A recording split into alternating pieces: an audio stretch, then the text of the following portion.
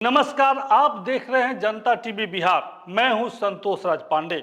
आज जो मैं मुद्दा लेके आया हूं वो बिल्कुल ही अचंभित करने वाला मुद्दा है। आज प्रशांत किशोर ने बड़ा खुलासा किया है। हालांकि हमेशा वो खुलासा ही करते हैं, जब भी उनका प्रेस कॉन्फ्रेंस होता है एक बड़ी खुलासा लेके ही आते हैं। लेकिन इस बार जो उन्होंने मोहरा बनाया है वो गृह मंत्री, भारत के गृह मंत्री अमित शाह को मोहरा बनाया है। पहले हम आपको उनका बाइट सुनवाते हैं कि प्रशांत किशोर ने अमित शाह के खिलाफ क्या बोला। आप उनकी बयान सुनिए, फिर हम उसके बाद बात करते हैं।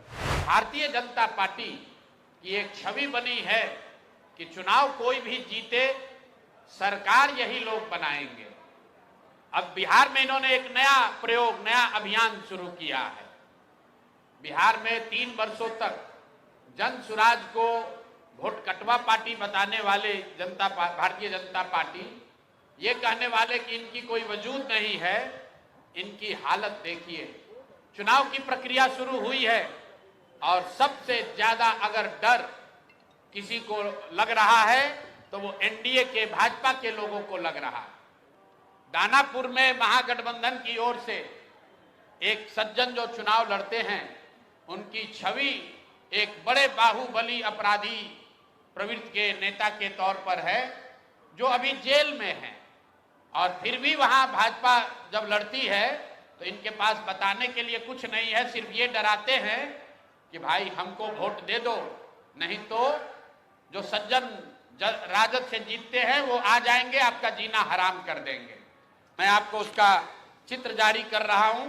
ये मुटुर शाह का, ये मुटुर शाह हैं जो मनोज भारती जी के हाथ से यहां से सिंबल लेकर गए।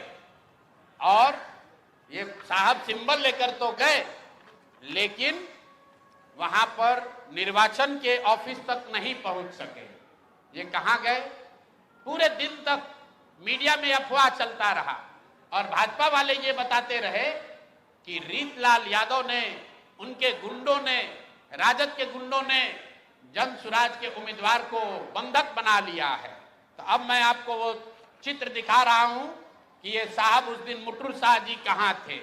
ये देखिए, ये हैं भारत के गृह मंत्री, ये भारत के गृह मंत्री हैं अमित शाह। अमित शाह जी हैं भारत के गृह मंत्री और साथ में है धर्मेंद्र प्रधान, जो भारत सरकार के मंत्री हैं और भाजपा के यहाँ चुनाव के अधिकारी हैं, प्रभारी हैं। देखिए आप लोग, आचार संहिता की बात होती है, वोटरों को डराने खरीदने पर आचार संहिता लागू है, लेकिन सामने का जो उम्मीदवार है उसको भारत के गृह मंत्री अपने साथ खड़ा किए हुए हैं, पूरे दिन बैठाए हुए हैं ताकि वो नामांकन भी ना कर सके। ये है भाजपा के चाल चरित्र चेहरा। ये देखिए भाजपा का चाल चरित्र चेहरा।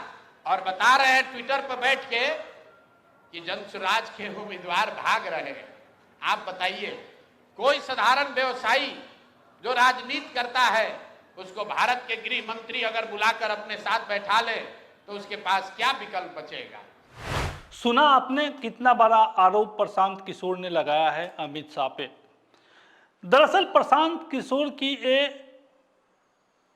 शुरू से ही एक राजनीतिक चाल कहिए या राजनीतिक खेल कहिए कि वो लगातार दूसरे पर ठिकरा फोड़ते रहे हैं।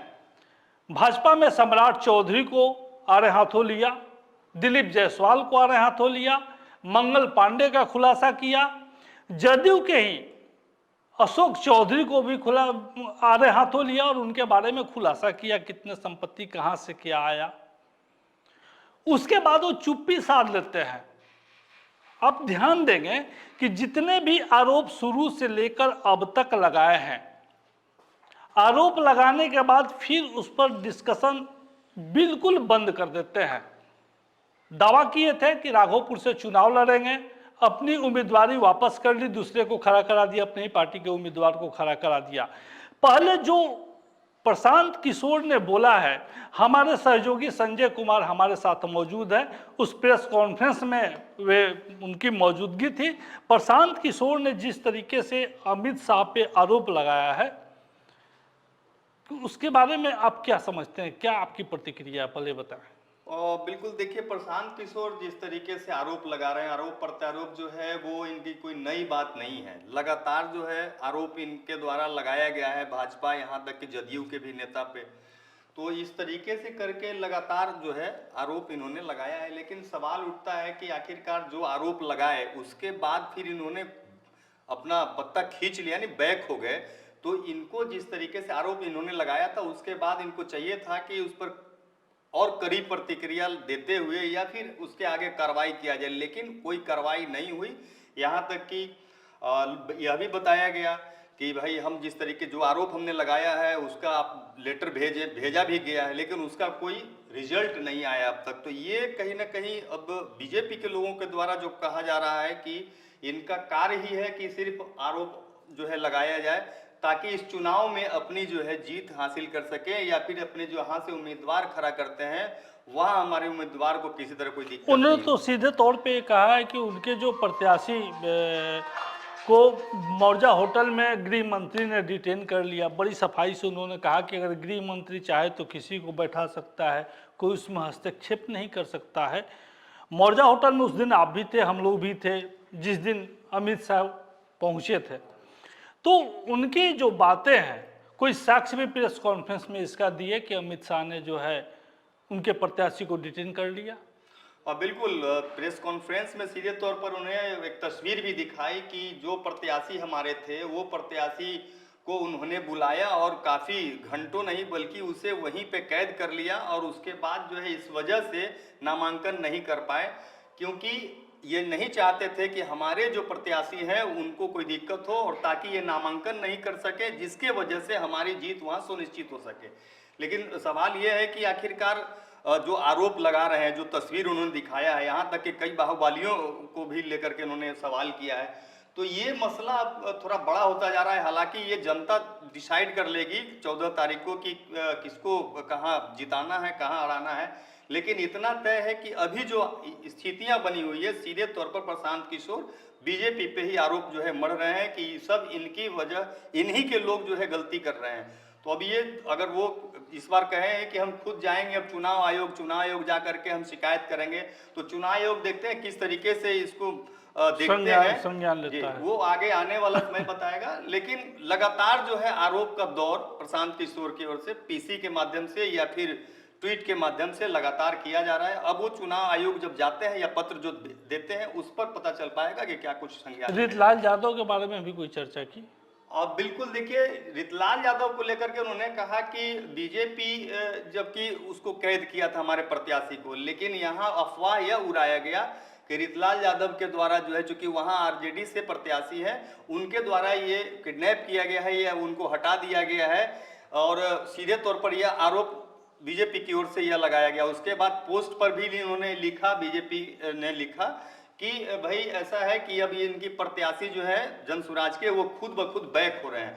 तो ये कितनी सच्चाई है ये तो आगे वक्त बताएगा। लेकिन एक जो तस्वीर उन्होंने दिखाया है उस तस्वीर के माध्यम से सीधे तौर पर यह उनका कहना था कि हमारे प्रत्याशी को इन्होंने कैद कर रखा था, जिसकी वजह से हमें हमारे प्रत्याशी को कुछ समस्या हो। हम एक चीज समझना चाह रहे हैं संजय जी आपसे कि अगर कोई किसी को बंधक बनाता है या कोई किसी को अपने स्वार्थ के लिए कहीं कैद भी करता है, तो क्या उसके साथ तस्वीरें वो खिंचवा सकता है? और बिल्कुल ऐसी कोई बात तो नहीं है, लेकिन जो तस्वीर इन्होंने दिखाया है तो तस्वीर में किस तरह के करामात, आजकल तो कॉमन चीज है करामात जो है, AI के माध्यम से, AI के माध्यम से, तो उस पे तो हम लोग टिप्पणी नहीं कर सकते हैं। ऐसा भी तो हो सकता है कि कोई अमित शाह से मिलने गया, उसके साथ तस्वीरें खिंचवा ली हो। चूंकि नेता है, बड़े नेता है, गृह मंत्री हैं, उनके साथ तस्वीरें खिंचवाना भी अपने आप में एक बड़ी बात है। तो ऐसा भी तो हो सकता है। क्या इस पर सवाल आप लोग नहीं किए वहाँ? निश्चित तौर पे ये सवाल वहाँ पे किया गया था कि तस्वीर, कई नेताओं की बात करें तो भाई कई नेताओं के साथ बहुत लोगों की तस्वीरें होती है जो खिंचवाने के लिए काफी प्रयासरत होते हैं, और उसमें जब सवाल किया गया तो उन्होंने एक ही बात करके काट दिया कि भाई ये तस्वीर हमने नहीं बनवाया है, ये वहाँ प्रत्यक्ष थे, मौजूद थे, और उसके बाद जो वहाँ की तस्वीरें आई हैं उसी का हम यहाँ दिखा रहे हैं। हालांकि ये बात कितना सही है ये तो नहीं बता सकते हैं, लेकिन आरोप जो है वो लगातार भाजपा के लोगों पे लगाया जा रहा है। देखिए, प्रशांत किशोर ने जिस तरीके से 3 साल तक बिहार की पदयात्रा की और लोगों से बातचीत किया, जनता से रूबरू हुए और एक से एक मुद्दा उठाया, भ्रष्टाचार, पलायन, गांव की जो परिस्थितियां हैं, लोगों की जो परिस्थितियां हैं, केंद्र सरकार से लेकर राज्य सरकार तक को घेरा, यहाँ तक कि महागठबंधन के जो दल हैं राजद और कांग्रेस, उसको भी उन्होंने नहीं छोड़ा और एक ऐसा प्लेटफॉर्म बनाने की कोशिश की कि जन सुराज गांव-गांव तक पहुंचे, जनता के बीच पहुंचे और जनता का समर्थन उनको हासिल हो। लेकिन हालात कैसे बदलते हैं देखिए, उन्होंने जिस तरीके से अपने पार्टी से प्रत्याशियों को टिकट जो दिया, एक भी ऐसा टिकट ऐसे प्रत्याशी को नहीं दिया जो बिहार के किसी गांव का आम आदमी हो, बुद्धिमान आदमी हो, वहां का बुद्धिजीवी वर्ग का हो, गरीब हो, ऐसा किसी को प्रत्याशी नहीं बनाया। जो उन्होंने प्रत्याशियों का लिस्ट जारी किया और लगातार विवाद में आता गया और कई लोग जो जनसुराज को मजबूत करने में जुटे हुए थे, उन लोगों ने एक आवाज उठाई कि प्रशांत किशोर भी जो है भ्रष्टाचार में लिप्त हो सकते हैं। उन पर पैसा लेने का आरोप लगाया गया टिकट के बदले, और साथ ही साथ सदस्यता के नाम पर भी पैसा लेने की आरोप कई जनसुराज के नेताओं ने ही लगाया। और जिनको टिकट नहीं मिला वो दूसरे पार्टी का दामन जाकर थामा, जैसे भाजपा, राष्ट्रीय जनता दल, जहां जिसको जगह मिला जाके सेट किया। एक चीज संजय जी बताइए कि जैसे इन्होंने शुरुआत की, जैसे लगता था कि उस समय गरीबों के रॉबिन हुड यही हो गए हैं, गरीबों के मसीहा हैं, पलायन की बात, पलायन का दर्द, किन परिस्थितियों में बिहार के लोग बाहर नौकरी करते हैं, तो एक जो सहानुभूति बटोरा और जब टिकट दिया तो हमको लगता है कि कोई गरीब आदमी को टिकट नहीं दिया, एक से एक लखपति, अरबपति, करोड़पति लोगों को इन्होंने टिकट दिया है, बड़े बड़े नाम को टिकट दिया है। तो क्या आपको लगता है कि प्रशांत किशोर बिहार में कोई खेल नहीं कर रहे हैं? हाँ बिल्कुल, देखिए टिकट देने की तो बात तो सही थी, लेकिन जब जो प्रत्याशी को टिकट देने की बात इन्होंने कहा उनको नहीं दिया, तो उन्होंने खुद खुलासा कर दिया कि हमसे पैसा ले लिए और हमको वहां तक नहीं पहुंचाए, और जो चेहरा वहां था नहीं उसे टिकट दे दिया, उसे प्रत्याशी बना दिया। तो इसको लेकर के तो अभी सवालों के घेरे में वो खुद पड़े हुए हैं, क्योंकि एक नहीं बल्कि कई ऐसे लोग थे जो सीधे तौर पर प्रशांत किशोर पे आरोप लगाया। यहाँ तक कि 2-3 दिन पहले ही की बात है कि एक वैसे व्यक्ति को वहां पे बंधक बना के रखा गया था, जिसका एक वीडियो भी वायरल हुआ, वो खुद बोल भी रहे हैं कि मुझे यहाँ मार पिटाई की गई है। तो इस तरह की बातें जो है लगातार मीडिया में आ रही है, लेकिन वो तो खुद दूसरे पे आरोप क्या लगाएंगे, खुद उन पे आरोप लग रहा है। ये पहले तो वो अपने आरोप को सिद्ध कर लें कि भाई ये हम पे क्यों आरोप लग रहा है, क्योंकि ये लगातार पलायन रोकने या फिर कई मुद्दों को लेकर के तमाम जो सत्ता पक्ष और विपक्ष में जो बैठे लोग हैं उन सभी लोगों पे लगातार जो है प्रहार कर रहे हैं। तो खुद इन पे कई इन्हीं के लोग आरोप लगा रहे हैं, तो ये तो सबसे बड़ी बात हो जाती है। यहाँ इसे कैसे ये देखते हैं ये तो यही बताएंगे, क्योंकि प्रेस कॉन्फ्रेंस में सीधे भाजपा और जदयू और राजद पे ही प्रहार कर रहे हैं, और ऐसा इनको लग रहा है कि हम मसीहा हो गए हैं बिहार के तमाम उन लोगों के जो ये कहते चल रहे हैं कि इस बार वोट कीजिए तो अपने बच्चों के लिए कीजिए। ये दिखाना चाहते हैं कि हम जो हैं वो कोई नहीं है। बिल्कुल सही आपने कहा, जननायक बनना और कहलाना दोनों आसान नहीं है। जो लोग भी जननायक हुए उन्होंने बहुत मेहनत की और गरीबों के हित में काम किया। काश प्रशांत किशोर एक भी गरीब को टिकट देके नॉमिनेशन कराए रहते कि आपको राजनेता बनाना है, आप ही बिहार की बागडोर संभाल सकते हैं, तो ऐसे लोगों की बिहार में कमी नहीं थी। लेकिन इन्होंने भी वही किया जो भारतीय जनता पार्टी, जदयू, राजद और कांग्रेस करती रही। तो फिर अंतर क्या है प्रशांत किशोर और बाकी अन्य दलों में? फिर किस मुंह से ये आरोप लगा रहे हैं बैठे बैठे कि अमित शाह ने उनके कैंडिडेट को डिले कर दिया? अमित शाह गृह मंत्री के पद पे हैं और एक संवैधानिक पद पे हैं। हमें लगता है कि संवैधानिक पद पर बैठने वाला कोई भी राजनेता ऐसी गलती तो नहीं करेगा, लेकिन अगर गलती हुई है तो इसका उनको प्रूफ देना चाहिए। चूंकि भारतीय जनता पार्टी के चाणक्य माने जाने वाले अमित शाह बिहार का मोर्चा संभाल लिए हैं, बागडोर संभाल लिए हैं और भारतीय जनता पार्टी का वे चुनावी फेस बन चुके हैं। ऐसे में आरोप प्रत्यारोप का दौर तो चलता रहेगा, लेकिन देखना यह जरूर दिलचस्प होगा कि बिहार के लोग जो प्रशांत किशोर से उम्मीदें लगाए बैठे हुए थे, उस उम्मीदों पर इस चुनाव में प्रशांत किशोर कितना खरा उतरते हैं। हमें दीजिए इजाजत, अगले एपिसोड में अगले मुद्दे के साथ आपसे मिलेंगे। तब तक के लिए नमस्कार।